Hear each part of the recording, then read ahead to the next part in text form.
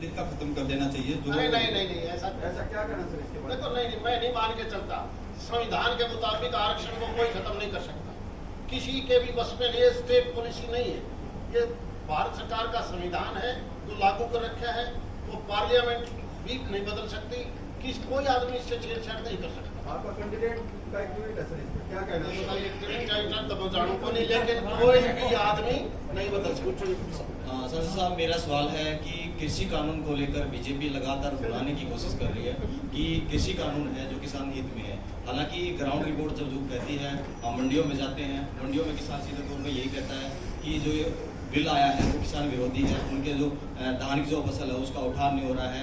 एक जो पीआर की जो खरीद होती है उसका भी कहीं ना कहीं खरीद अभी रोकी हुई है कि दूसरी एजेंसी आएगी। लेकिन किसान ने लगातार सीधे तौर पर ये कह रहा है कि सबसे ज़्यादा दुर्गति अगर हो रही है किसी की तो किसान की हो रही है, मंडियों में हो रही है। लेकिन बीजेपी ये कह रही है कि किसानों की किसी प्रकार की कोई दुर्गति नहीं है, सब प्रकार का काम जो है वो दुरुस्त कर दिया गया है, किसान का एक एक दाना खरीद लिया गया है। लेकिन मंडियों के हालात क्या जायजा लेते हैं ग्राउंड पे जाके आप?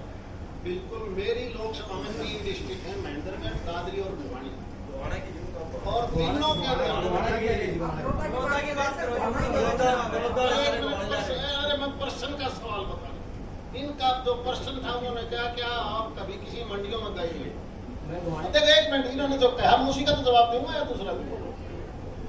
मैं मेरी लोकसभा क्षेत्र की तकरीबन मंडियों में गया हूँ, और क्योंकि उस क्षेत्र में बाजरा ज्यादा है और मूंग की फसल भी है थोड़ी, और बाजरा जितना भी उत्पादन है, पड़ोस में राजस्थान भी है, बाहर का भी बाजरा है, इसमें कोई दो राय नहीं। लेकिन जिस तेजी से बाजरे की, जहां पहले हम 20-25 टोकन मिलते थे, आज वो 250, 300, 400 तक की।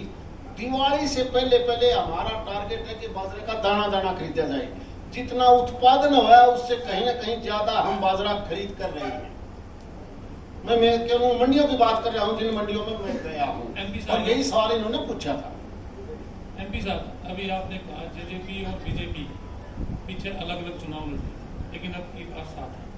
हमारा समीकरण वोट का ज्यादा बैठता है। लेकिन एक बात आप भूल गए, राजकुमार सैनी अब की बार बड़ौदा से लड़ रहा है, तो उस टाइम पे वो गोहाना से लड़ रहा था, सेकंड नंबर पे आया था। तो ये बताइए कि ये कितना इफेक्ट डालेगा?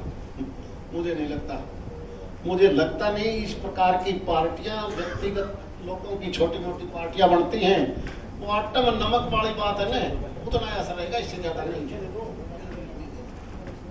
नमस्कार, मेरा नाम रोहित शर्मा है।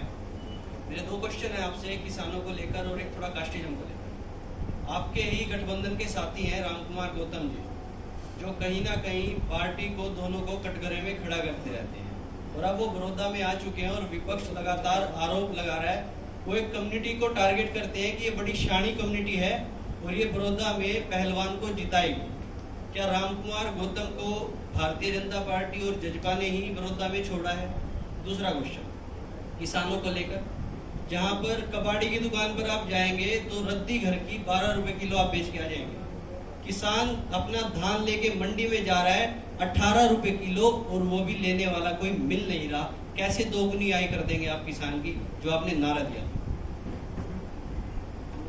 पहला तो आपका भारतीय जनता पार्टी और जेजेपी की पार्टी के अपने कैंडिडेट एमएलए पंडित रामकुमार गौतम जी के बारे में प्रश्न। देखिए, जेजेपी और बीजेपी दोनों का कंबाइंड कैंडिडेट है, और गौतम साहब भी भारतीय जनता पार्टी के उम्मीदवार के लिए ही तो वोट मांग रहे हैं, तो दूसरी कौन सी गलत बात कर रहे हैं? वो भारतीय जनता पार्टी और जेजेपी के सामूहिक कैंडिडेट के लिए प्रार्थना कर रहे हैं। आप इसको धर्म पर, जाति पर मत लेके जाओ, लेकिन वो वोट किसके लिए मांग रहे हैं? भारतीय जनता पार्टी के उम्मीदवार। लेकिन वो कहते हैं मेरे को बुलाया, दूसरा, मैं खुद आया हूँ। अरे यार, ब्याह में तो सारे बुलाए जा रहे हैं, और मेला लाग रहा तो मेले में तो हर आदमी चल लगा, चलो मेला देखने, और वो तो पार्टी का काम है यार। वो भी आ गया और उसने आना चाहिए, उसका फर्ज है, धर्म है कि कंबाइंड कैंडिडेट है, चलो वोट मांग के आओ, उसको हम तुलते हैं, वो एक अलग बात है। दूसरी तरफ आपने धान के बारे में कहा है, एक चीज तो आप मान लेंगे, हरियाणा सरकार जीरी का एक एक दाना खरीदने के लिए वचनबद्ध है, और वो भी एमएसपी के रेट के आधार पर। ये ठीक है कि धीरे धीरे हमने डीएपी और यूरिया का इतना ज्यादा खपत कर दी पैदा बढ़ाने के लिए, चाहे वो गेहूं की बात है या जीरी की, जिसकी वजह से विकसित देशों की बात तो छोड़िए, अरबियन कंट्रीज भी हमारे गेहूं और चावल को लेने के लिए मना कर देते हैं, वापस भेज देते हैं कि भले आदमियों इसमें ज्यादा खाद ना डालो, इसमें जहर हो गया। ये मानते हो नहीं मानते? ये आपके जब पहले हुड्डा सरकार थी उस टाइम मैं नहीं होता होगा ये डीएपी और ये सब, ये अभी आया होगा क्या इस मैं साल में। क्या उस वक्त भी कई बार जीरी और गेहूं को वापस किया है, कई बार। इसलिए अब आपके माध्यम से आप लोगों ने भी किसानों को समझाना चाहिए कि ऑर्गेनिक गेहूं और खाद का 306 का गेहूं बोले और इसमें डीएपी यूरिया का मत प्रयोग करो, देसी खाद प्रयोग कर लो, ताकि आप बीमारी ये कोरोना जैसी बीमारी, दूसरी बीमारियां आपको हमें ना घेरें। और जब तक हम ऑर्गेनिक सिस्टम पर नहीं चलेंगे, भारत के प्रधानमंत्री जी भी यही सोच है कि किसान की आमदनी बढ़ानी है तो ऑर्गेनिक के ऊपर आ जाओ, अच्छा खाना दे दो, अच्छी सब्जियां दे दो, अच्छे फ्रूट दे दो, ताकि बीमारियों से हम बच जाए। वरना बीमारियों पर ज्यादा बजट का खर्चा केंद्र और प्रदेश का होता है। मैं ये मान के चलता हूँ जब ये लीक लंबी चलेगी तो ऑटोमेटिक किसान की आमदनी बढ़ेगी। एमपी साहब अंतिम 2 सवाल। एक पॉलिटिकल सवाल है मेरा, और आप सीधे सीधे जवाब दिए, गोल मोल